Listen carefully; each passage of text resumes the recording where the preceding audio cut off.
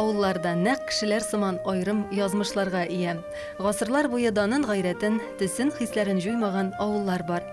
Әлмәт районындагы Елхавай авылы шундыйлардан. Аңа сыйынып утырган Түбән Абдулның да тарихы бай. Аларны күпер генә айырып тора. Тарихка күз салсак, бу авыллар турындагы беренче документлар 1748 елга ук карый. Аңа нигез салучылар күрәсең, яшәр өчен бай һәм уңайлы табигатьне сайлаган. Елга буе зирек куаклар үскән калкулыклар уратып алган болын. Җир үлчәүче патша вәкилләре аны Аль-Хавой дип атаган. Елхавайны шуннан алынган дип фаразлыйлар. Шундый табигать халыкның да үзенчәлекле холкын табигатын формалаштырган. Гаҗәеп эшчән, булдыклы, иркен фикер йөртә торган кешеләр яшәгән бу авылларда. Элек-электән сәүдәгәрлек иткәннәр, данлыклы базарлары булган бу халык яхшырак тормышка, белемгә омтылган. Төбәктән әллә никадәр күренекле кешеләр чыккан. Алар бер-берсен тартып, ярдәмләшеп яшәргә күнеккән. Моның нигезендә бер төшенчә: газиз туган җирне хаклау ята. Син читкә китеп, әллә нинди югары дәрәҗәләргә ирешергә мөмкин. Тик көндек каны тамган изге туган җир алдында бурычлы. Җәй ахырында Түбән Абдулда истәлекле вакыйга булды. Монда туып үскән күренекле эшмәкәр Радик Равилов яңа һәйкәлләр ачты. Сугыш башлангач Елхавай җирлегеннән 400-гә якын ир-ат фронтка киткән. Шуларның 190-ы гына кабат әйләнеп кайткан. Тылда калган хатын-кызлар да җиңүне якынайту өчен көне-төне аямый хезмәт куйган. Үзләре ачлы-туклы килеш фронт өчен азык-төлек кием-салым җитештергәннәр. Бөек Ватан сугышына багышланган мемориаль комплекста хәзер тыл батырларына аталган һәйкәл дә бар.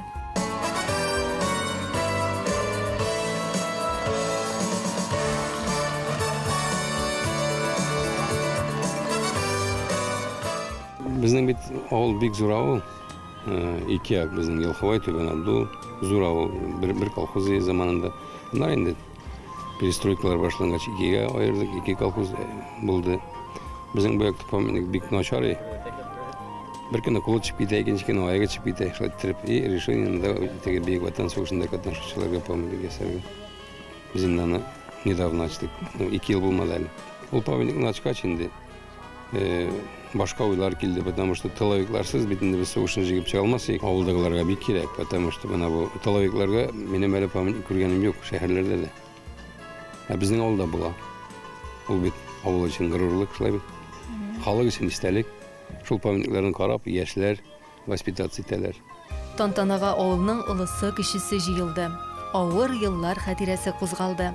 Гомерләрен аямыйча ир-атлар белән бергә җигелеп эшләгән хатын-кызлар, сугыш чоры балалары мондый хөрмәткә 1000 кат лаек. Без алар алдында бурычлы. Гап-гади татар авылында барлыкка килгән бу композиция хакыйкатьне искәртеп торачак. Һәйкәл кирәк инде ул авыл yerində халыкка. Һәйкәл. Сугыш вакытында бу һәйкәлләр сугыш чорында анда бер качанда ынтыла торган түгел инде аларны күргән җәфалары. Bunlarga kuallar ise bik gerekli heykel. Hozirgi balalar o vaqtdagi nujalarını görmegenler, bik köp nuja görgenler indi bizim eniler. Onlarni görübüz indi biz. Şunday ağır hallerde yaşaganların, işlegenlerin suğuş yıllarında kiyimsiz, az köye şunday ağırlıklar bilen. Suğuş balalarıydı. Şunday ağır zamanlarda üstek, atsın yalangasın gördük. Baribir sınmadık, sıkılmadık yaşadık. Allah'a şükür. Авылдашларының күңел түрендә сакланган газиз истәлекләрен яңартучы бу һәйкәлне төзергә алынучыларның шушы җирдән, шушы туфрактан булуы тагын да кыйммәт. Авылдашларга үрнәк бу. Авылның рухи тамырлары тирән булуын раслый торган мисалда.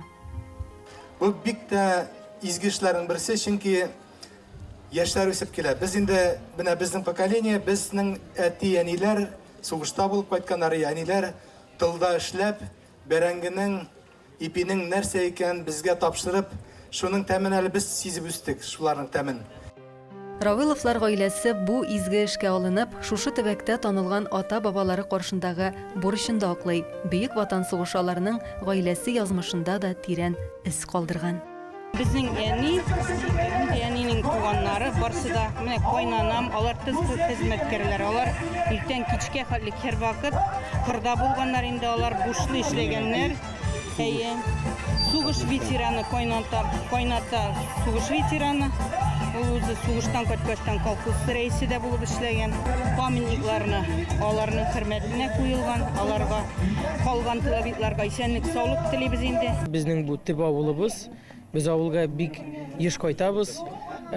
Шундый памятниклар ачтыру ул бик күркәм бәйрәм безнең өчен.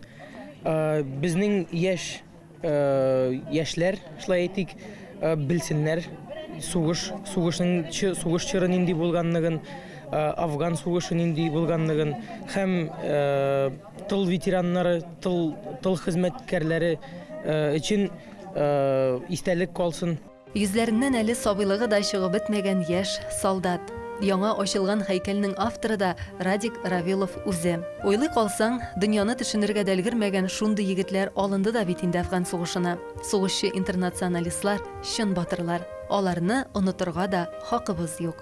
Езін яш ясадық, жігіт екенін ясадық, потому что ыргылып тұра бір кетсімак. Яш солдат, яшли Афганистанға аны призывать еткенлер, бұл яш малай, мұнарғалі 18 туылған ғана, шының үшінаның кезі бек яш, бір аяғын көтеріп қойған, бұл как скалада басып тұра, Афганистан тауының скаласында басып тұра. 80-нче елларда Түбән Абдул һәм Елхавай авылларыннан 19 яшь егет кайнар нокталарда ватан каршындагы бурычларын үти. Шөкер, барысы да исән-сау туган якларына әйләнеп кайталар. Кызганыч, Афган һәм Чечен сугышлары геройларына һәйкәлләр алай бик еш очрамый. Киләчәк буын белеп торсын дип инде Радик Агалем безнең өчен тырыша, авыл өчен тырыша, рәхмәт янарга бөтен Афган Чечня халкы исеменнән. Ну инде киләчәктә монда һәйкәлләр әзрәк булса, яхшырак булыр иде. Дөньялар тыныч булсын. Аяз күпләрimiz матур күпләрне күрергә язсын безгә, һәрбер безгә. Шушы һәйкәлләрнең булуы безнең авылыбызның бер караганда горурлыгы инде ул.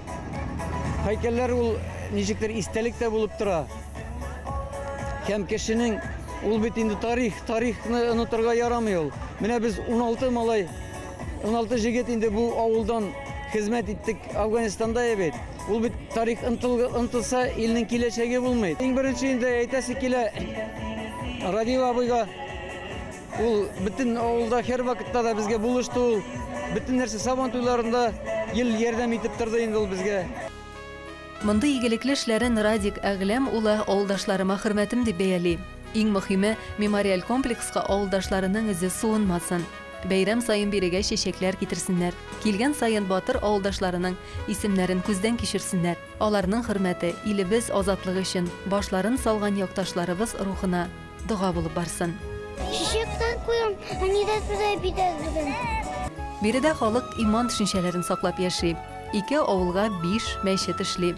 Юл буенда урнашкан агач мәчетне Радик Равилов әтисе Әгләметдин истәлегенә салдырган.